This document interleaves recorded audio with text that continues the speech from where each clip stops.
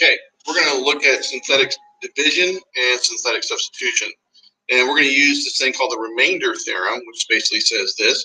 If a polynomial, f of x, is divided by this polynomial right here, which is a x minus some number, then the remainder of that division is going to be the value of the function at k.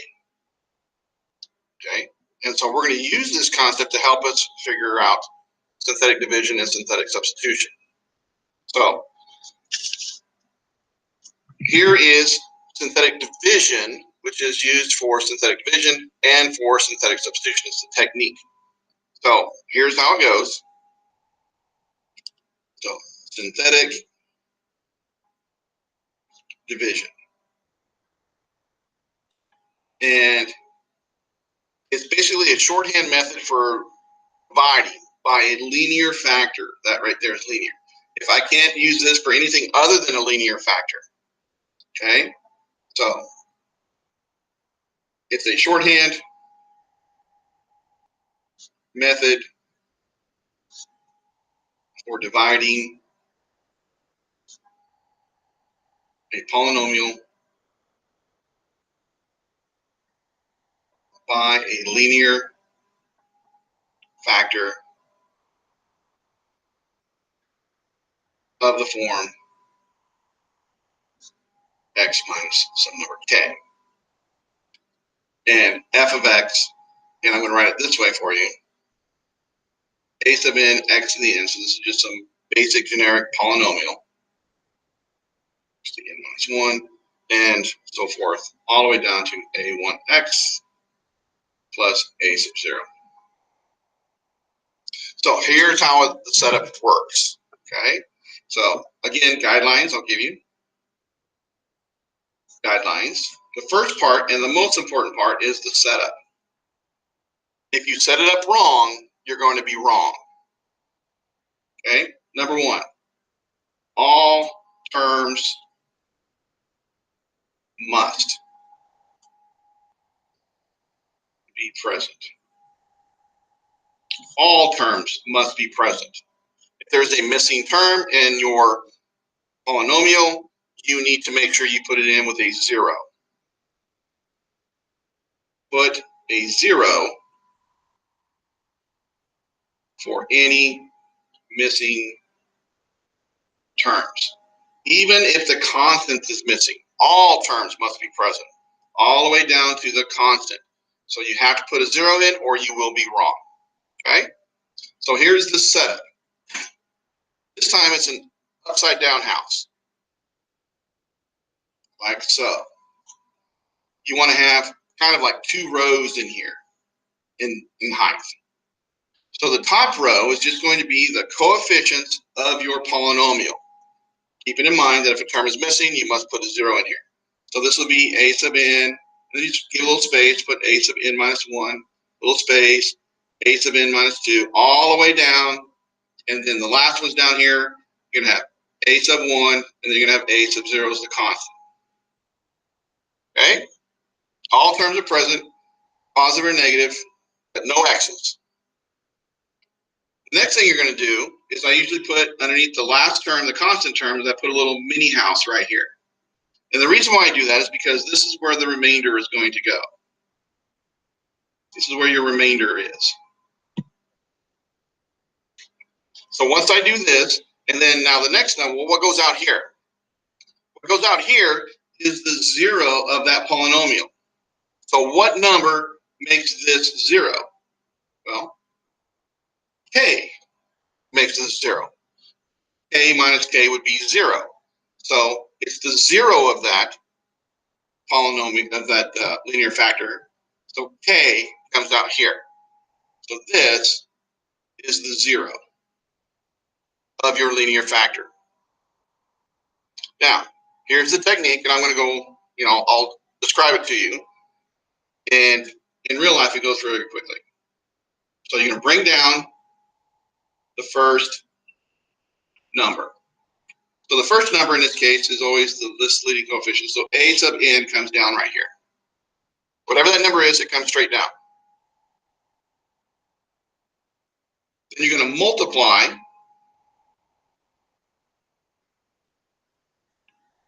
k to your a sub n. And you're going to write it under your next term. So you're going to multiply this number, multiply it, and then you're going to write it right here. So this will be k times a sub n, right there. And then the next thing you're going to do is you're going to add. You don't need to change any signs or anything like that. You just simply add. So add down. So this right here, you're going to add. And now this is going to get ugly looking, and I'm not going to do any more after this one. But so you'll have this a sub n plus whatever a sub n minus 1 is. That goes there. And then you just repeat this. Repeat. You repeat this until you get to the end over here. So the last thing you have over here is the add in this column right here. All right, so here's the players. This, we know whatever's in here is the remainder. But this part down here, all of these things right here are the coefficients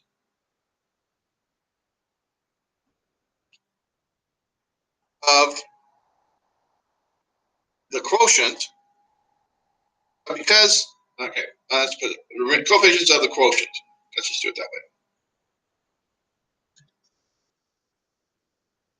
Okay, so just like when we did long division, these are the coefficients of the quotient, and then this right here, you go plus the remainder over the divisor.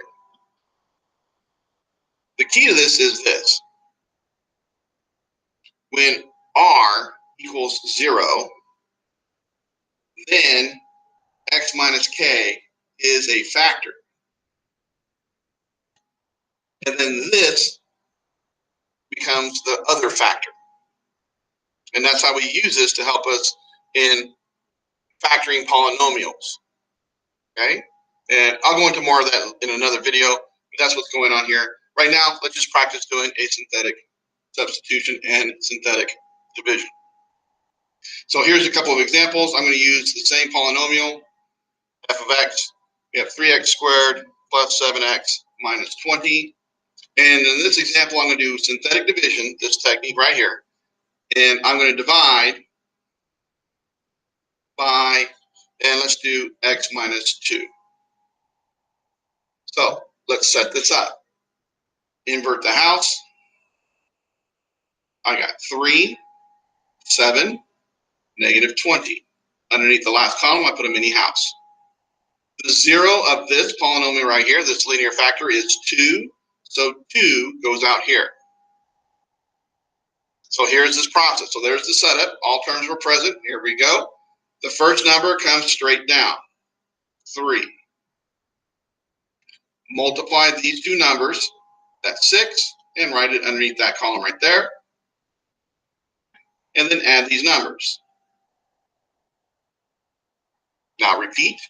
2 times 13, 26. Add these numbers.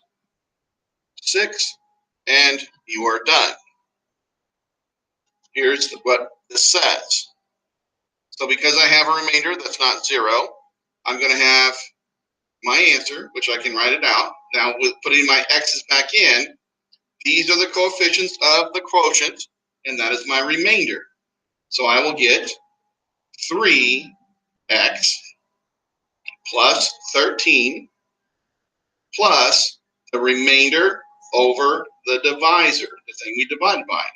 And that's how that works. It's much quicker as long as I'm dividing by a linear factor.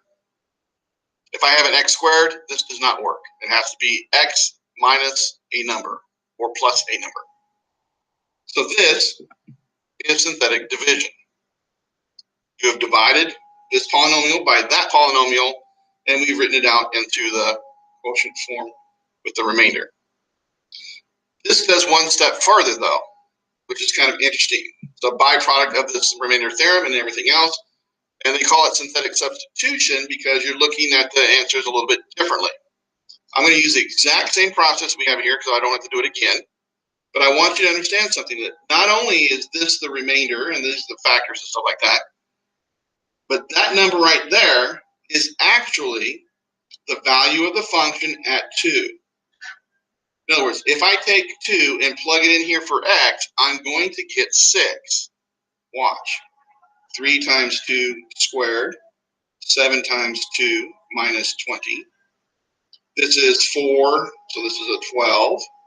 This over here is going to be 14. This is 26. This is 20. And my answer is 6. So f of 2 is 6. And so synthetic division algorithm, this technique, shows me how I can divide polynomials, but it also allows me to find how to evaluate numbers because the remainder is the value at that number. That's what it does. So that's synthetic substitution. This is synthetic division. Let's do one more example. Let's see. What do I want? Get another paper. So in this example right here, let's do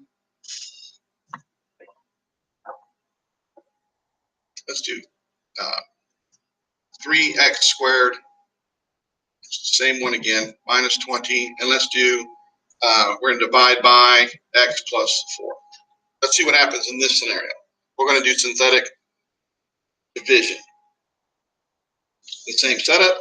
Here's 3, here's 7, here's minus 20. Underneath the last column right here, we put a box. 4, x plus 4. So the 0 here is negative 4, so you must put a negative 4 outside. What makes that 0? Negative 4. Bring the first number down. Now multiply. That times that is negative 12. Negative 5. Negative 4 times negative 5 is 20. And look what happened this time. So now I have a remainder of 0. When I have a remainder of 0, I have literally just factored this polynomial. So by division, the answer would be 3x minus 5. But I've also, if you look at it from a different perspective here, or for, let's put it differently. So for synthetic evaluation, this right here, which was f of x, then I know that f at negative 4 will be 0. But also, I've just showed you that because the remainder is 0, I know that x plus 4 and 3x minus 5 are the factors of that polynomial right there. And we can multiply this out, you can see. So this right here is going to be 3x squared minus 5x plus 12x minus 20. And you can see that I do indeed get that answer right there.